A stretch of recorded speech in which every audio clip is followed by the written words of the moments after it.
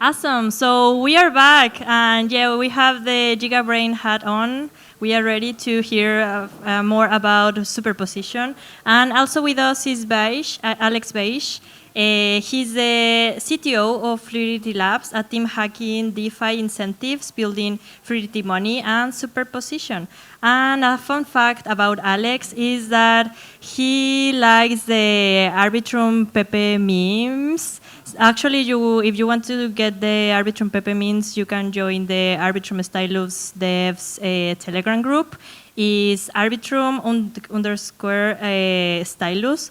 And also, he's in his free time, he's a stand-up comedian. So yeah, he's super funny. So let's give him a round of applause. Happy to have you here. Thank you, guys. Thank you. And thank you very much for the warm welcome and also for inviting me to come up on stage like this and talk about this thing. I want to say something. I'm not actually a stand-up comedian. I'm just a funny guy, but I'm not actually funny in a funny way. It's kind of like in a, whoa, watch out, this guy's crazy kind of way. Not in like a, yeah, you know what I mean. So I wanted to talk today about how to build a lending protocol that powers a yield-bearing stablecoin using Stylus. So frankly, I'm going to let you guys in on a little secret. I didn't actually get this thing done in time. So the code is there. This was supposed to be something very interactive where you pull down a repo and you have to progressively make your way through it. But I didn't actually get that done in time. So what we're going to do is we're going to talk a little bit about that, and we're going to look at it, and then we're going to start reviewing the code. And I'm actually going to show you guys some examples of Stylus working in practice in our context as well as in the context of, you know, what we've built here. So disclaimer, none of this is financial advice. I'm not convincing you to use any products. And most importantly, this is a purely technical workshop.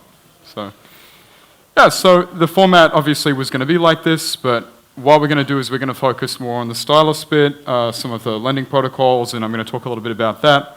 And then I'm going to talk a little bit about LUSD, which is Liquidity's, stablecoin that they've built, that's built on top of ETH. So yeah, this is where if you want to get the repo, I highly encourage you guys to download this. This isn't fully up to date yet. I actually have to push through the, the changes, so we'll do it while we have the code up on stage. But you can kind of see a little bit here. This is sort of like a QR code if you want to grab it yourself. So when everyone puts down the phone, I'll take away the screen. Just some instructions on setting up Stylus. Chris has informed me that this is an audience that knows their stuff, so I'm not going to linger on this for too long. So we're just going to move on. And also just got an explanation here of Rust. I guess show of hands, and this will help me figure out the pacing of this workshop because we're going to be here for a little while. Who here has worked with Rust before? Whoa, that's like, what, like 8 people? Okay, that's not bad. So I'll just quickly touch on the way that this works and, some of the details about this. This is just some example code here, just to show off the built-in types, just some stuff like, I'm going to walk over here a little bit and hopefully they're okay with me moving in the center a bit more. How to construct the collection types and, how to, import a package, whether that's a part of the standard library or not. And just some more of an example here about how this works, defining structures, defining something called the option monad, which is, an enumerated type where you've got a couple of states you could go through. You could go through a sum state or like a nothing state, instead of having like a null or like a whatever, depending on the languages. Just some more code here. This is an example of implementing something called FizzBuzz, and I guess show of hands who knows what that is. Who's right to, okay, there you go. All right, then we got 3 or 4 people. Okay, that's fantastic. Okay, so yeah, this is this is an implementation of FizzBuzz with a little enumerated type, just to show you guys how you might use a short-circuiting feature that Rust gives you, which is this question mark, where if something is none or something is error, it will break the whole thing out, and then that way you can kind of have no if branching inside your code. Instead, you can just kind of like work your way through it gradually. So the EVM, this is a very, very, very high-level representation of how the EVM functions. You've got the node, which picks up a transaction, picks up a bit of information about the transaction, like the from, the to, the call data, some of the Ethereum value inside of it, and it supplies that information to the EVM, which then persists storage and it then persists logs. So storage is very simply, actually, the next slide's next. Yeah, just to recap, this is how it works, and I'll explain the storage component in a minute, I guess. So the node picks up a transaction, takes some information out of it, and then it uses that information to actually unpack and supply it to the EVM, which is where the EVM then generates something meaningful. So I think we're all aware of this because we're all building an Arbitrum. We don't know how this kind of works. So I've just got an example of how a Solidity contract you write might actually compile down into EVM bytecode. This is in a macro preprocessor language called Huff. So you can see here you've kind of got your function, you've got some global storage. It might translate into something equivalent to this, which is where, because you defined a public variable, it actually defines like a getter or something. And if you have the increment there, it actually obviously does something, which is increments what you're doing. So you can kind of see that's a little bit of what I have here, and that's just kind of like an example of how this works. So the EVM, it's just like a classic, stack-based language where you get some features where you can interact with the stuff that you get here. So that's pretty simple. So that's sort of like a completed picture of that. And when you go to store things, what happens is that you store things according to a key and then to a value. So we're all familiar with this. This is the storage trie. What I'm trying to do is I'm trying to dispel, kind of trying to take the concept of the VM and translate it simply into the way that we would interact with it, which is just storage, logs for the most part, right? And then everything around it is just the computation and the work with that. So yeah, the EVM lifecycle, that's all this really is. It emulates it, then it persists some things, log of storage. So, hey, we're here for Arbitrum, so who here is familiar with Stylus, has worked with Stylus? Oh, we got a nice count here. That's fantastic, amazing. So, the way that Stylus works, till there, okay, is you write code which produces WASM, and you take that code and then you actually upload the WASM and it gets converted with an ahead of time interpreter into native code on the code which actually interprets the node. So from your perspective as a programmer writing Stylus WASM code, you're actually going to be either going between the EVM or a sort of WASM VM, which is actually native code, but we'll just say it's a WASM VM.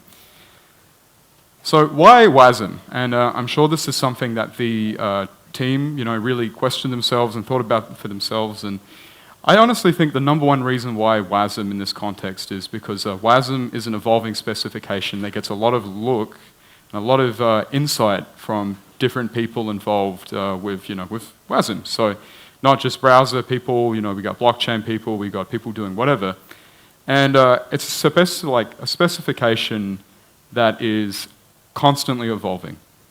So from what I understand, they've extended the spec at one point to include single instruction multiple data operations, which is, I don't know if you guys have ever worked with like lower level code, in like the context of like a classic like processor, for example.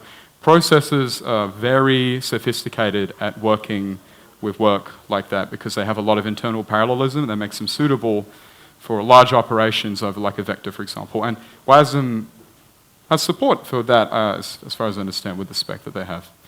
And there are a couple of other specs that they've had exposure to that could be useful for us, because with the way that the Stylus environment works is obviously you take your WASM and then you compile it to native code. If you have large, like operation support inside the bytecode language, then that translates more succinctly to the native host's code. And yeah, it's just really interesting. And also, because it's an open spec, the team can make decisions about which features to add and which features to pull. Like, I know, for example, Stylus doesn't actually support any floating point operations with the WASM environment that they have natively, so that functionality is not supported. It's really great. So they can just kind of pick and choose, and they can even get something off the internet, which really simplifies dev time. So that's really fantastic. Another thing that I think is really important, this is also probably why they went out of their way to use Stylus, is that other programming languages and optimization pipelines support WASM to different extents. So a good example is if you write Rust, for example, which obviously we're working with because we work with Stylus. There is a backend which actually generates WASM, which I think it uses the LLVM toolchain to work with from memory. And that's really fantastic because you actually get exposure to that stack, which is really amazing. So, and then also you get access to a pretty broad range of tools and packages and things. And I don't know how many of you guys are working in cryptography. Yeah? Got a few? Got a couple of hands? Okay, that's good. So you could pull down a crate, like you can pull down that GNU math library, for example. What's the one I'm thinking about? The high precision library. You know, you might find a version of it which doesn't have the libc dependency, as far as from what I understand. You could use that. You could maybe pull down a crate which has been in use in production somewhere for working with a specific type of curve or something, and then it spits out WASM, and that's just really convenient. That's great. It brings you to market faster. You can be surer about your code, and you can get that native experience that other blockchains have to actually modify the node and do like a fork to support like the operation, which is fantastic. So yeah, I'm now going to touch a little bit on the way that lending protocols work, and this is a very high-level oversimplification in some cases. I've tried to focus more on the borrower UX as opposed to the UX that you might get with the rest of it. And yeah, I'm going to focus a little bit on compound here. This is compound V2 math for figuring out the utilization rate, just the interest rate obviously, and then the exchange rate which you have with this accounting tool that they have. So. A lending protocol is one or two different types. You either have one where it's peer-to-peer, and I go to my friend Ivan over there, and I got Ivan, I'm like, hey, I want to write you some debt, and then you go, this is the interest rate we want to do, and Or another one is a pooled type of lending protocol where you have a pool of assets, and then you have a measure of the amount that's been used, and the collateral that's been supplied, and these different things. And this is the compound context. So, this is sort of like the UX of how it works at a high level. You have your borrower, then they supply assets, and that's the assets which is collateral, and then they pay an interest on it, and in exchange the pool gives them some assets back, and the supplier pockets the interest on the assets that they lend out. So the borrowers supply collateral, and they receive assets in exchange for suppliers, and the interest rate is figured out by the borrowing, and the borrowers pay this, and the suppliers receive the interest. So yeah, that was compound V2. You might have like some lending or something, which is kind of fun. Compound V3, I'm sure a lot of you guys have seen compound V3. It's really great. You have different markets, and then people lend different assets to the market. And people can create different markets and set the different interest rates, and lots of UX improvements as well. And if you get liquidated, you get converted to the base asset in the market where you've actually done your thing. And I honestly think this UI is a good example of what I mean. You can see there are multiple assets here, multiple different types of collateral, and then you can see there's different.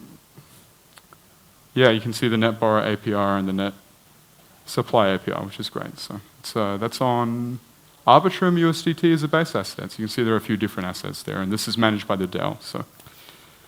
I want to talk about Aave. Aave is considered sort of like a challenger at the time to Compound. It came out, have a couple of different things that they've done. It's really amazing. They've released stable and variable rate loans.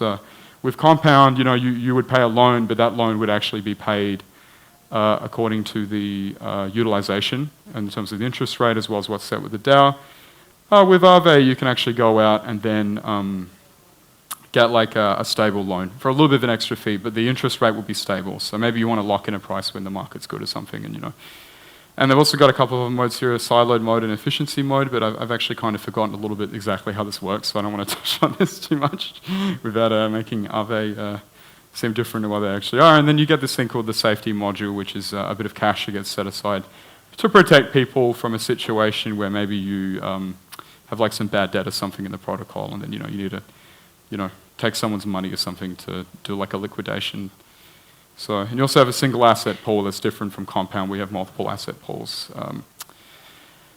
So yeah, we've got a challenger to Aave here, which is Morpho Blue. Morpho Blue is very interesting. They've got this concept called the liquidation incentive layer, which is based on a kind of pricing of like debt, I think at the time, of like the asset or something, and that's actually how they do liquidations from memory. And they've got this concept of permissionless creation of markets, where you might create a market which is not a single market like you saw with Aave, or more like a borrower thing, compound thing, I think, from memory. And you could have a member, someone that manages the risk on that by modifying the interest rates, managing that. I think it's very interesting. The collateral also isn't lent out, and they've got a different redistribution process for bad debt, which is they just sort of, the words they use in the white paper is socialize the losses for Morpho Blue. So. And then you got something which I thought was pretty interesting. This is a research paper that came out a month ago. This is called Agile Rate. This is about using a type of function called least squares regression to actually do interest rate optimization by looking at like data and information and stuff like that, instead of having an active fund manager modifying the interest rate. So when I say active fund manager, I mean like a DAO, for example.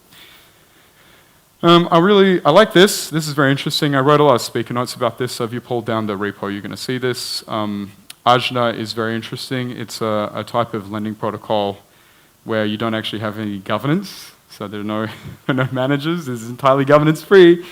You can create a market very quickly, and you can see the interest rate, and the sub information is priced with a kind of like AMM-looking model. And yeah, the risk of like figuring out, like managing bad debt and like understanding how to like lend properly, the risk has been moved from the fund, like from the risk manager, which is a DAO, to the lender. And it's very interesting. I mean, you can really see with the UI what I mean. You can kind of see that they've got like I'm going to zoom in a little bit. Okay, can everybody see that? Yeah? Fantastic. Okay, you can kind of see that there's a concept here of like the price of like when you lend out and, extracting yield and stuff like that. So it's kind of fun. I think that's kind of neat. Has everybody had a good look at this? I see some people really zooming in. Yeah?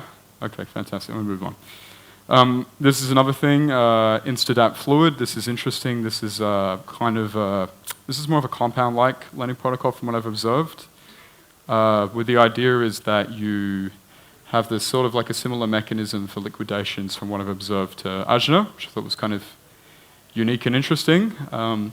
They have a very reduced set of things you can borrow from. It's only stables, because these guys, Instadapp, they have a pretty substantial product suite, which is they have a whole bunch of trading, a whole bunch of other stuff. And you can use your lent out position as collateral, I think, for making swaps, which is cool, so it makes sense in the product context. Unfortunately for me, these guys have the same name as one of my products. So Fluid USDC, you look it up, you get these guys, much to my, my dismay and despair. So yeah, comparing everything. I've tried to create a neat little chart here, because a lot of these different things are at odds in different ways. You've got some which is more complex, but it's liquid, or some which is where it's not so complex, but it's fully liquid, some not, so whatever. You've got a concept of many markets, and these many markets might be simpler, like you can see Compound and Aave in the bottom left there, but you get less flexibility with the kind of markets you want to make, because the risk manager is centralized to the DAO. But you can see Morpho, which is considered kind of like a challenger to Aave, actually a little bit more complex, but they've got more markets, which is pretty sweet. So, and then you got Ajna on the top right there, because it's a hell of a lot more complex if you're a lender, but you get a hell of a lot more flexibility with the markets, which I thought was really unique and really interesting. And I've got a third quadrant there, which is, in my opinion, there might be some challenge in terms of like bootstrapping and launching these projects. If you were to do everything from scratch, the market doesn't have any familiarity with what you're building. I'm calling this the growth hacking index. So the growth hacking index, Compound and Aave kind of exist, and it's a lot easier, I think, for them to kind of come up in a fresh world compared to Morpho and Ajna, because with Morpho and Ajna, if you're lending, you're participating in a market, you don't just click on the market, participate. Instead, you have to think, oh, do I trust this risk manager? But with Compound Aave, it's like, oh, do I trust the DAO? Hell yeah, I trust the DAO. That's like a billion people. I mean, everything will be fine. So that was lending protocols. Stablecoins. So I have an oversimplified definition here that a lot of people might disagree with, which is I'm looking at things as only two definitions. You only have over-collateralized and under-collateralized. And under-collateralized is the context of an algorithmic stablecoin, something where you might want to go out and then, I don't know, like you borrow something and you get something back. So that's kind of fun. Over-collateralized, maybe it's backed by fiat. And the reason why I say this is because I'm looking at things as a holistic systems perspective where you externalize the risk of whether an asset is backed by pushing it outside of the system. So if we take a system which is this Web3 environment, and then you imagine everything in there is accounted for and it exists, if you have something like USDC or USDT, for example, that asset is vested outside of the Web3 environment, so it's almost like an externality, which in my opinion would make it over-collateralized, because if you externalize the management of this, it's almost like everything you have on-chain is one-to-one backed, because it's like a black hole. You couldn't verify it on-chain if you wanted until someone figures out how to do reliable 100% verification of like reserves of fiat, which is not going to be possible. Under-collateralized in the sense that if you take an asset like LUSD, it's backed by lending, and presumably if there were to be like a bank run, everybody leaves the market really quickly or something, it'd be crazy. And I think for the potential for something to be run on or underwritten in some description, that's what makes it algorithmic and under-collateralized. But I guess that just kind of depends on your outlook at things. So that's the way I'm looking at it. So. You can see this is kind of how a stablecoin works with a lending protocol. In a classic lending scenario, someone supplies assets to the pool, they repay it, they have collateral. With an algorithmic stablecoin, supply assets and you get back a dollar-denominated debt representation, which is always going to be pegged one-to-one. So it's kind of similar, you can see. Not quite.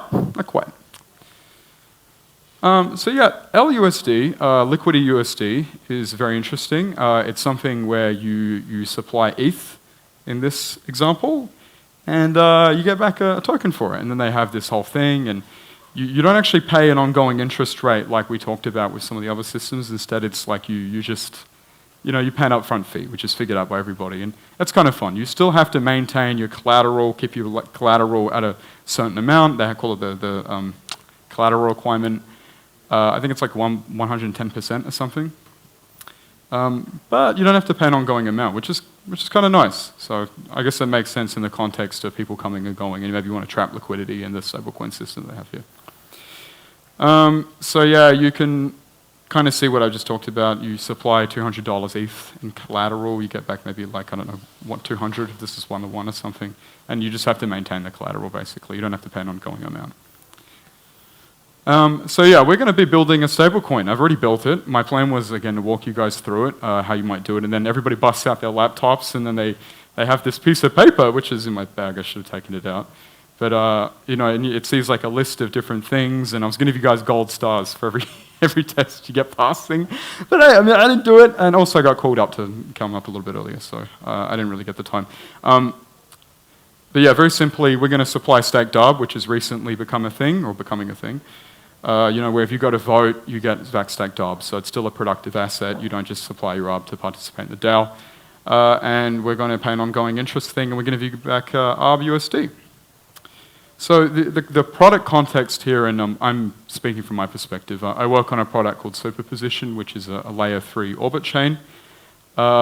This layer 3 orbit chain has stuff that needs to be maintained, like oracles, for example. And we thought, hey, why don't we use ARB the whole way down for everything, kind of, keep ARB in the game. Because, you use your ARB to provide infrastructure, for example, if you wanted, or with ETH, you stake, you make the thing. But, what often happens with blockchains is this. You don't participate in a blockchain for the sake of it.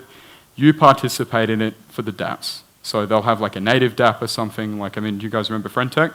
Show of hands, who remembers that? Yeah, I'm getting a couple of nods. That's fantastic. Okay. Friendtech, use Friendtech, you go to base, We want to be doing something where you want to use 9 lives, for example, which is our prediction market. You would go to Superposition, and we need infrastructure to maintain that.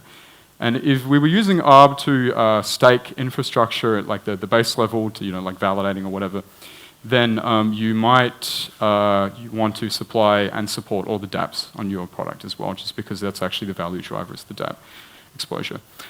So yeah, just in my example from before, I'm going to zoom out a little bit. You want to, well, it's still zoomed in. Amazing. You want exposure to ARB still, upside exposure. You want to use your assets in a productive way. You want to build staking infrastructure. You also don't want this to be a consumer-facing, quote, stablecoin. So you want some way of rewarding people who participate in your thing, but also pressuring them. Because if you think about it like this, with LUSD, you pay a fee, you on-ramp to the LUSD token. That's fantastic incentive for supplying liquidity into the product, investing it. let's imagine instead, in our context, we want to build staking infrastructure that actually forces assets to be productive. If we take an ongoing fee, it's going to destroy the supply gradually of the staked asset. If people aren't productive with it, they're not making fees from it. So that's why we keep it in this kind of system. Does everyone understand what I just said? Because that's complicated. I'm getting some nods? Okay. Think about it like this, okay? So you've got, on the one hand, you've got incentive, okay, which is like this. Incentive to use a product, a stable coin, maybe for the vibes, maybe for the ecosystem, you know, whatever. That's fantastic. That's what LUSD is like. You pay a little on-ramp fee here, and then, you know, that the liquidity gets vested, and it's kind of like a vicious cycle of trapping liquidity. But what if instead we just want people to have exposure to ARB in the context of an infrastructure provider, right, where we don't necessarily care if they off-ramp from the token, because this isn't a commercial play. You know what I mean? This is more of an infrastructure play. We can add an extra level of pressure, which is the downwards pressure, which is ongoing fees, that puts pressure on you to earn an APY on your stablecoin by doing things with it. That makes it a productive asset in this context. So that's why the fee design is like this, if it makes sense. So yep, same mechanism as Liquidity. They've got this concept of troves, which is kind of like you have like maybe like an NFT and it represents your debt position.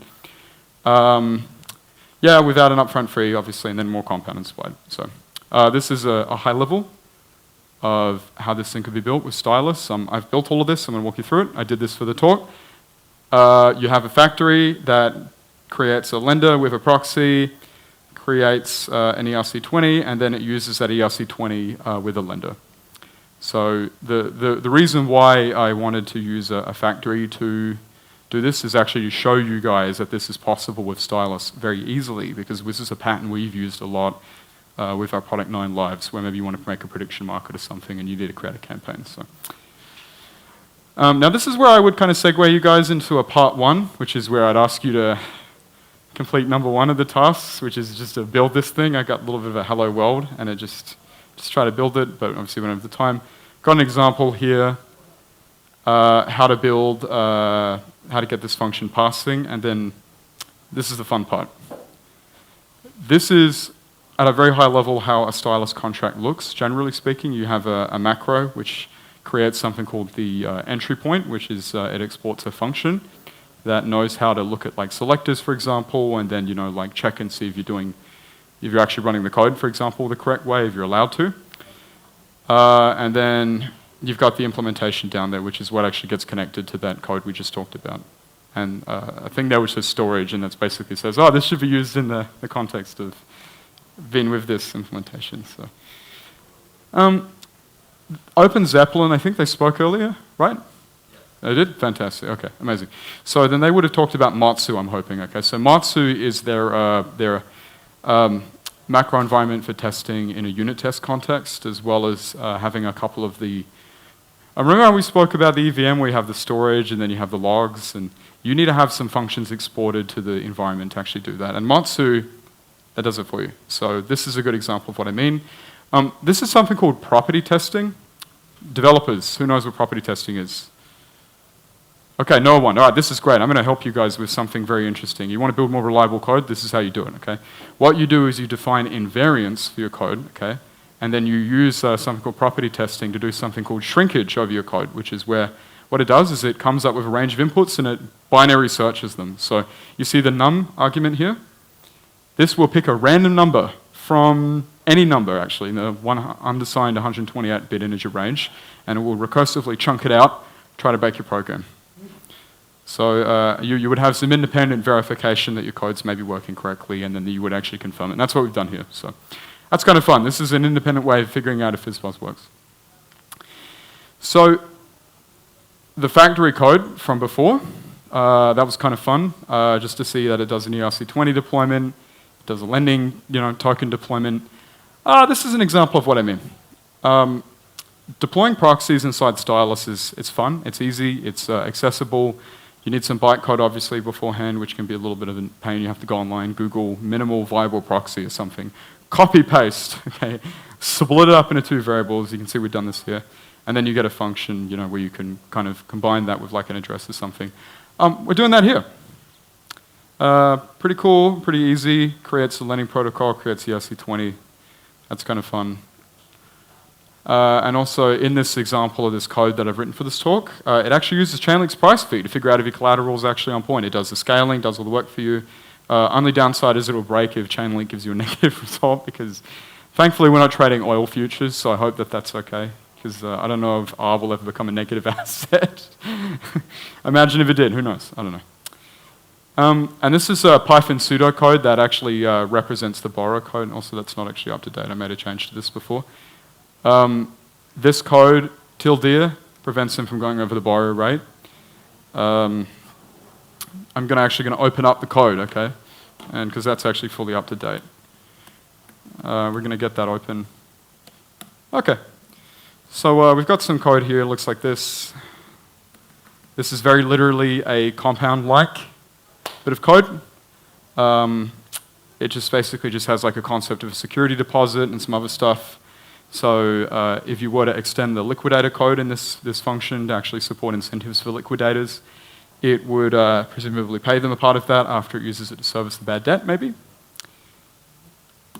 And this code basically prevents them from going over the collateral rate, and it begins to sort of maintain time points, which is the concept that's used for this. So.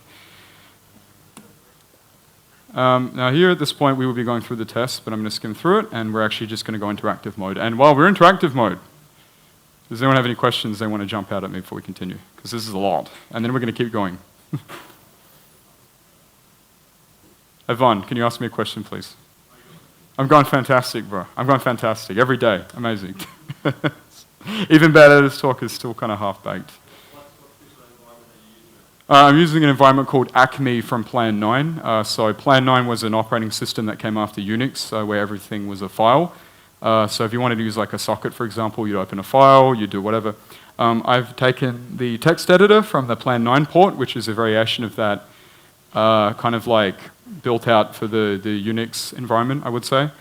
And I use that. It's good. I have billions of programs to compose it, play with it, automate it, the whole thing. So, yeah.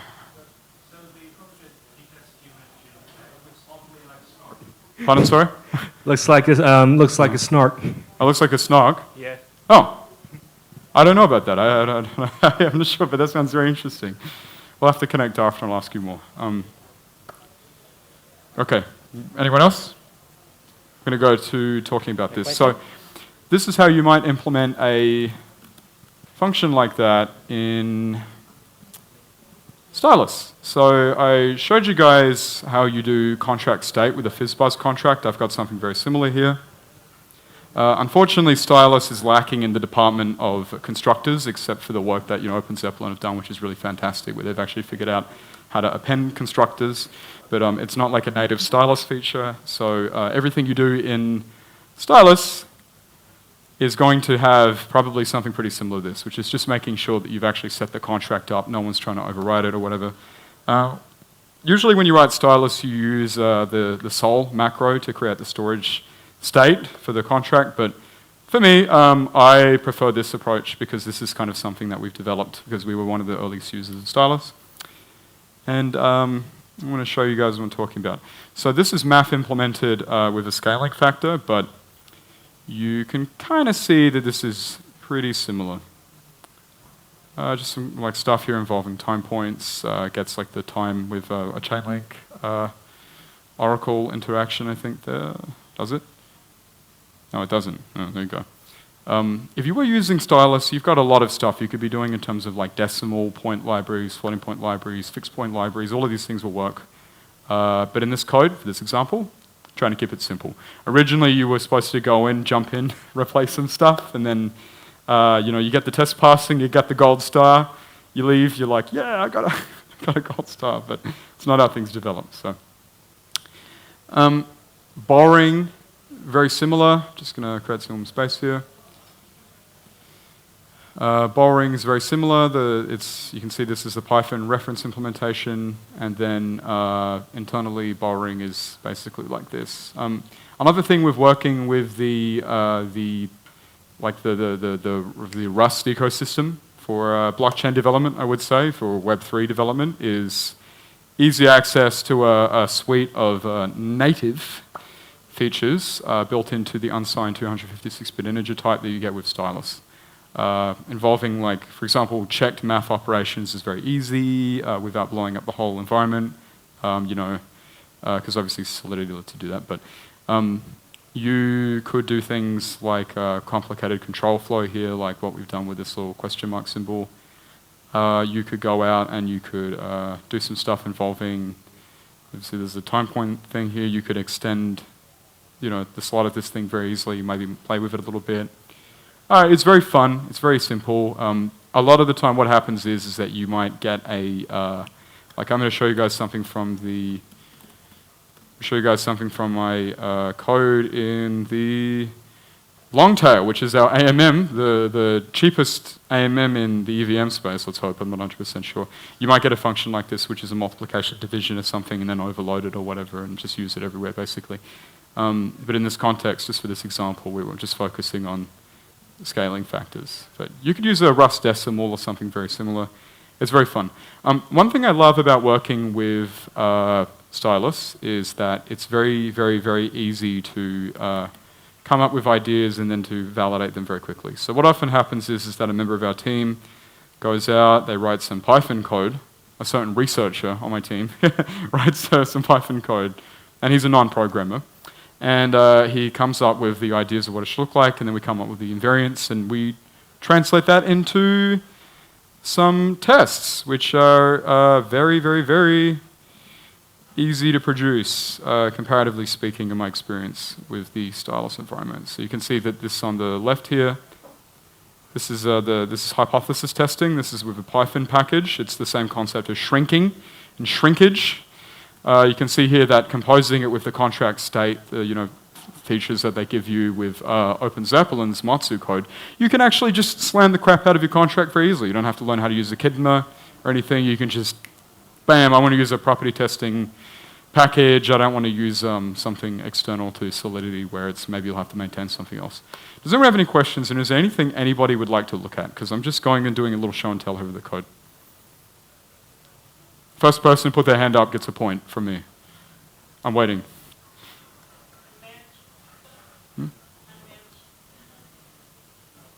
Okay, I'm getting some hopefully some satisfied stares into there. You look like you were going to ask something. Pardon? No, not really. Got it. Well, thank you for coming anyway, and for paying attention. This is a grind, and but you're getting through it.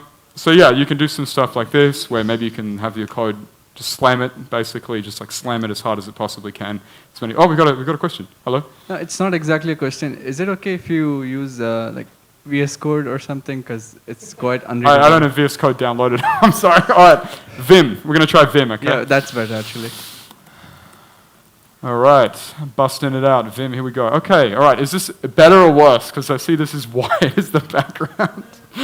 All right, let's see if I can set the color scheme here, huh? How do you do this? Color? Desert. Oh.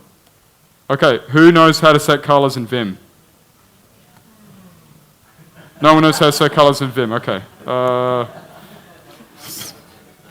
Okay. I actually don't know how to set, oh, you do? No, I don't. I just have a question for you. Hit me. You mentioned what's easier with Stylus, but okay, so you mentioned a lot of things that are easier with Stylus when writing something like this. Could you mention something that's more challenging? I absolutely can. That's another easy thing to talk about at this thing. Okay, it's talking about hard things. Look, there's a lot of things you're going to struggle with Stylus, especially if you're a first-time user. And Stylus is fantastic, and I'm so proud to be playing with Arbitrum and to be rubbing shoulders with the people who worked on Stylus, because they're some of the most talented and passionate people, and it really goes to show with what they've been doing. I would say the number one challenge you're going to experience with Stylus, and also, how do you feel about this Vim? I might take this off the screen because I can't zoom it in. I can't zoom it in. I don't know how to do it. I have to recompile my terminal emulator to do that. I don't know. No, it's not supported. It's a simple term from Suckless, so I don't have to. Okay. It's st. We're just going to config.h. We're going to modify the size of the text here, guys, which is hopefully here somewhere. This is becoming a bit of a... All right, there we go. We got size. Okay, I'm going to make it. And then I'm going to... Oh. Oh, it broke down. Oh, that's not good. All right, I'm sorry. I got to give up on the ghost with this one. This is too much. I'll leave it open. I'll zoom it in for you. Yeah, look, there's a lot that can be harder. For example, dealing with issues that pop up in practice. Like I've noticed some people struggling. They build their code. It accidentally uses a floating point interaction behind the scenes. Like if you use the unsigned 256-bit integer library that you get with Alloy, even just using Alloy will actually behind the scenes use a floating point. And then if you get that, bam, that's going to hurt a little bit. So you will struggle with stuff like things breaking suddenly without understanding them. You might even get a little too cocky sometimes and try something like this, which is if you're like me and you tried to do something you thought would make sense, which is where you try to make it a. Actually, I'll show 9 lives instead. Actually, so if you're like me and you actually use nonce mining to figure out the locations of everything for a deployment. You might, getting the deployment scaffolding can be a bit of a challenge. It's not as simple as working with the rest of the EVM stuff. And just, so I guess really just to answer your question again, just because that was a lot I just said. Random stuff breaking down for no reason. In fact, we actually had a bug with our AMM where we actually identified a problem in the Rust compiler actually with the WASM code generation. And you don't have access to a native WASM Stylus testing environment unless you run it on the node. But when you get a memory trap related issue or something on the node because, God forbid something's really gone wrong, which is what happened for us, God help you finding that problem, let me tell you. But things will get better. I mean, the team working on it, they're fantastic. They work so hard. They've done so many amazing things. Everyone should be very proud of what they've been doing. So yeah. Anyone have any more questions? Or I'm going to continue the show and tell. And I'm going to change where I go based on the feedback the audience gives me with their faces.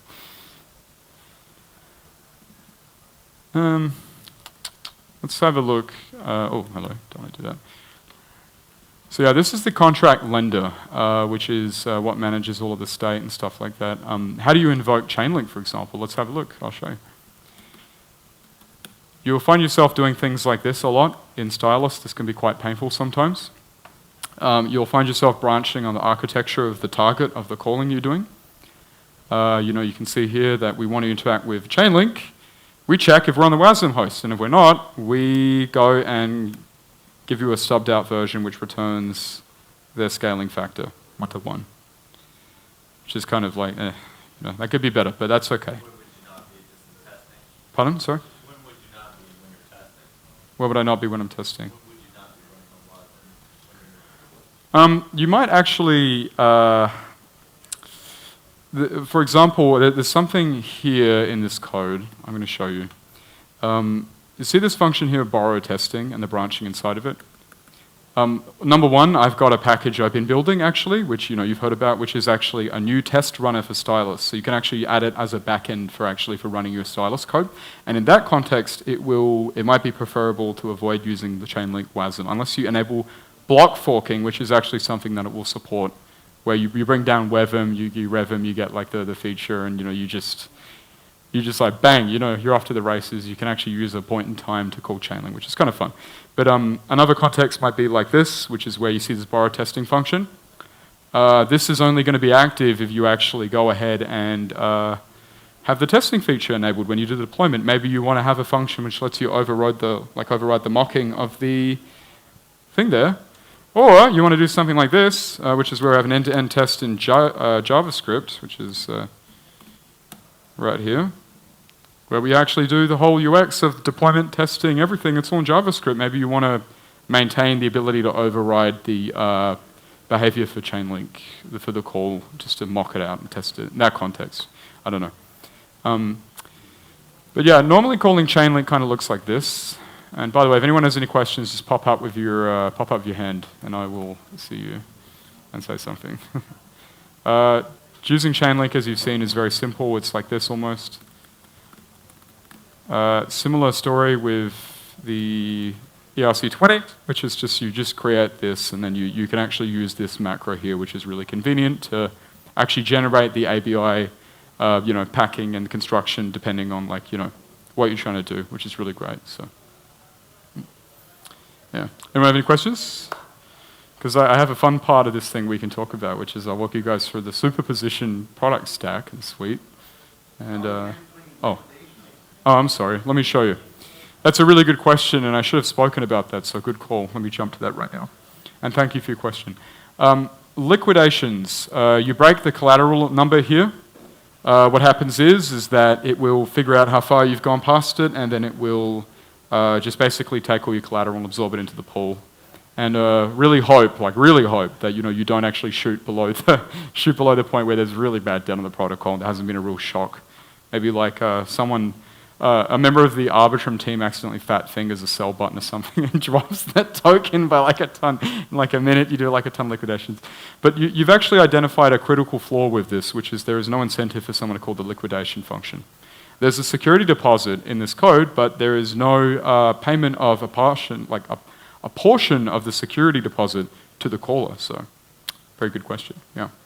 I imagine if we go ahead with using something like this in practice, we'll actually modify it to work properly.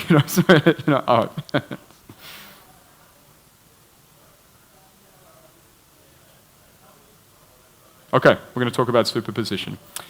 So before we continue, superposition is made up of a few people, and we have been building. Oh, hello, wrong button.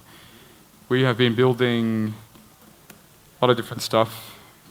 We're calling this the blockchain that pays you to use it. So when you bridge your assets over, we extract yield on your behalf. We pay it out to you using technology we built using Fluidity, which looks like this. This is kind of like a stablecoin asset we made once upon a time.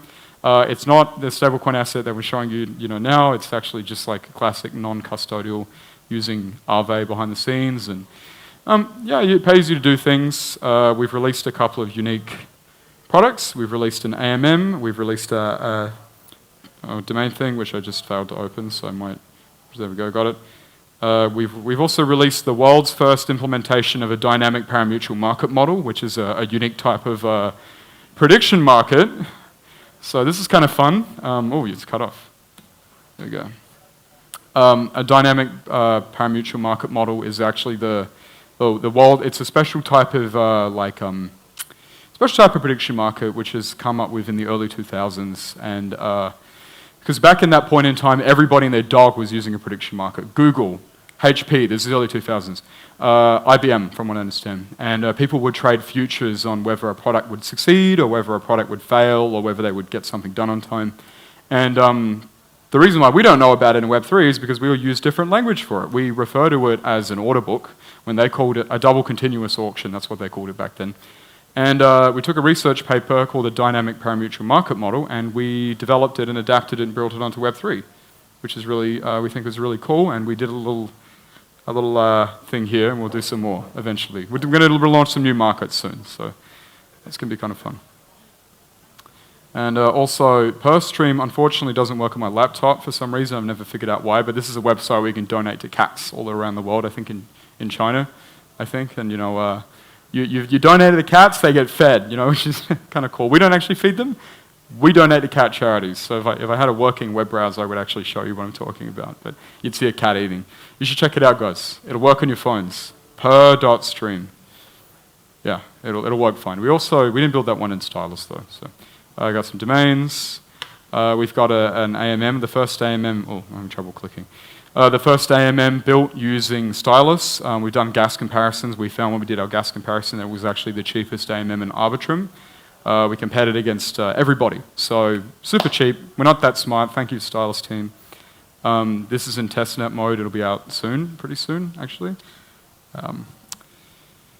And yeah, right. I guess we're kind of shaping ourselves up to be a bit of a Stylus shop as it goes, because Stylus is so amazing. It gives you so much flexibility with development, testing. You can go to market sooner. I honestly think there's going to be a lot of innovation in terms of the development experience with testing. Like someone's going to come out, maybe me, I hope. Someone's going to come out, do a thing where you can go out, you can test your code very quickly, and test it on the WASM environment. And yeah. Anyone have any questions about anything I've just shown you, or any remarks, anything? What's your next?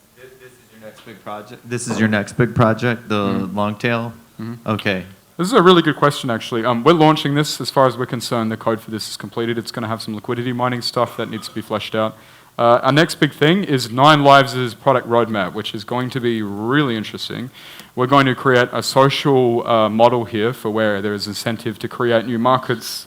We're going to actually design an oracle also built on this model. We're going to call it the infrastructure market, which is going to be a nice oracle replacement for using like a natural language oracle, we hope. It's based on a concept called URL committees.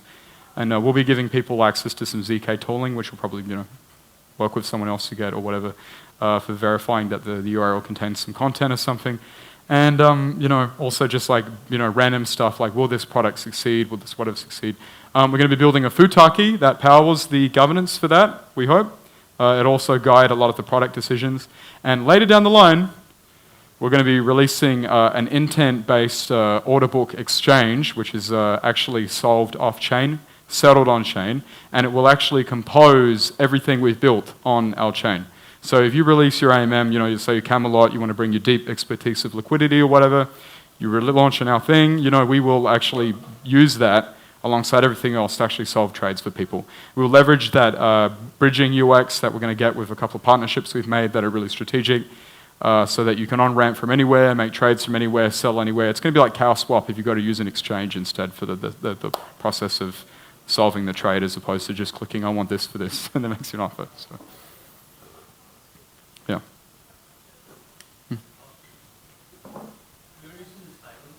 Well, thank you, by the way, Chris, for that question. It's very good. Thank you. Hello. So you're using the Stylus. Does it mean that you are not writing your smart contracts in Solidity? No, we're using Rust the whole way down, which is what I'm showing you. I'm quite new to Stylus. So, for example, since you're writing this in Rust, how do you manage to find those standard, highly audited libraries, like Open70 libraries? Doesn't that increase your cost for an audit, for example? That is a very, very, very good question. Wow, and I can see you've thought about that a lot as well. Frankly, there's no science. And I think what we try to do is we take a conservative approach with the libraries that we use. For 9 Lives, we use 1 library, really, as far as I'm aware, which is considered substantial. All of this is no consequence, really, but then there's one here called Rust Decimal. We just try to keep the count low. This is also the recommendation from the Stylus team, is to use this library. We found that it's pretty good. Some packages you can't be 100% sure about, obviously. So I guess the strategy that we take and that I would recommend to you is just be very conservative with your use. Thank you.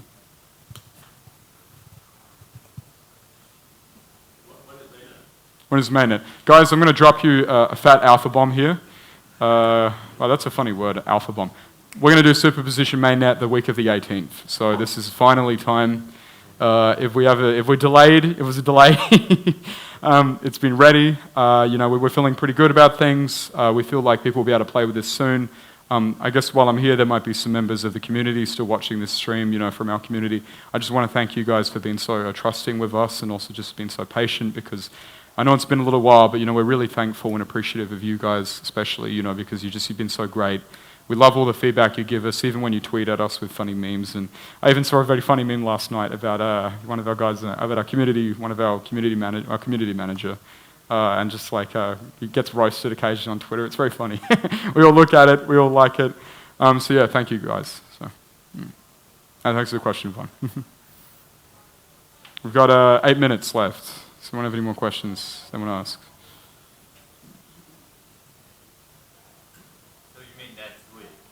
Yeah, next week. Yeah, next week. That's actually, I should have said that. Yeah, good. There you go. Tendency to overcomplicate things, tendency to simplify things. Fantastic. What was the main challenge? Well, the main challenge when we were building Stylus. sorry? The main challenge when using a Stylus for you? Everything was like fine and crystal clear? Or? It's a really good question. I like to think of things like the pre-audit for Stylus, post-audit for Stylus. Because pre-audit for Stylus, we were in the trenches, things were changing constantly. We had stuff with code size. At one point, we actually forked the Stylus SDK, modified and optimized the code size just to get it working. That was before the team did a really great job of reducing the code size, even more than we possibly could have.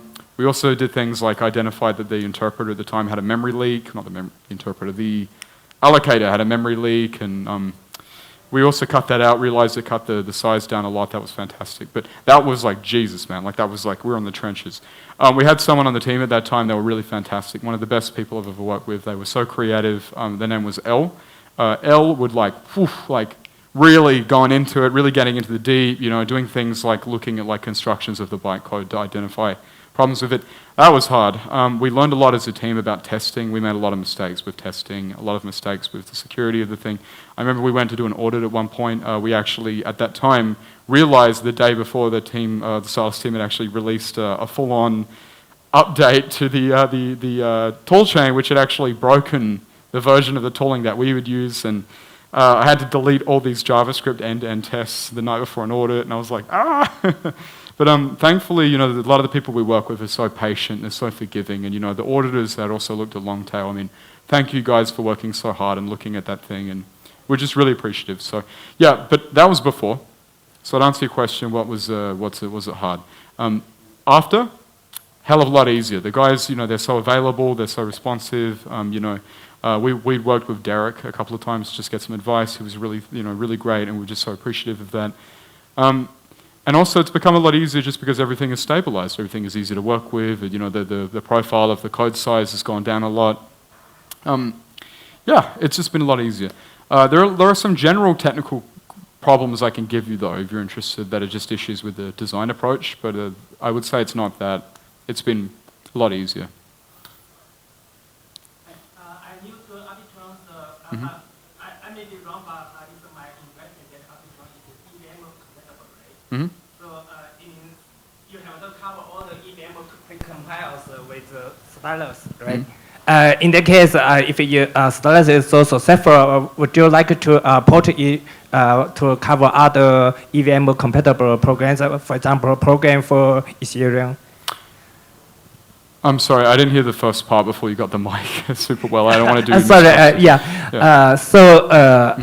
Arbitrum is basically EVM compatible. That's right, it's a multi-VM. And you have to cover all the EVM precompiles in Stylus, right? You could access them, I think, if you want. Actually, that's a good question. I've never actually accessed a Actually, no, I have indirectly by using the KCAC online. No, that's not a precompile. That's an operation. Yeah, you can access the precompiles. I believe. I don't know if I have. It's just like calling a regular Solidity contract. It's just like calling a regular. Testing. It's just like calling a regular Solidity contract. You just pass in the address for that precompile, and then you just provide the interface, the Solidity interface, right? So actually, I can use Stylus to program for Ethereum, right? Not for the Ethereum mainnet, only for Arbitrum. Only for Arbitrum. Yeah. Okay. Actually, wait a second. There's one thing I'm going to say right now. Only on Arbitrum. I want to get into the light a little bit. There you go. Any more questions? Anybody? Oh, we've got another one. Oh, and by the way, thank you for your question. This DEX you showed fluidity, yeah? Sorry, that's a stablecoin, it's a fully non-custodial Aave-backed stablecoin. So, which is the DEX that you just showed? The AMM I just showed you guys, this one, yes. long tail. So the underlying mechanism, is it something of its own, or is it a clone of a DEX, so like Uniswap or something?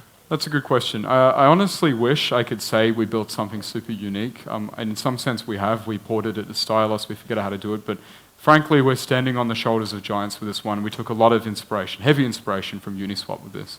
9 Lives is more of a very unique thing. No one's ever done anything like this.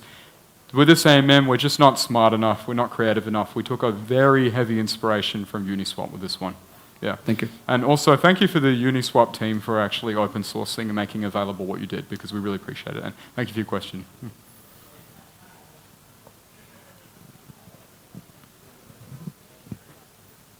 Anyone else? Oh, sweet, we've got another one. Yes. Hi. Hello. All right. Thank you for the explanation. It's my pleasure. I think that you're sure you are showman. I'm a showman? Yeah. Oh, thank you. I'm very flattered. I think that it's a secret. Oh, well, yeah.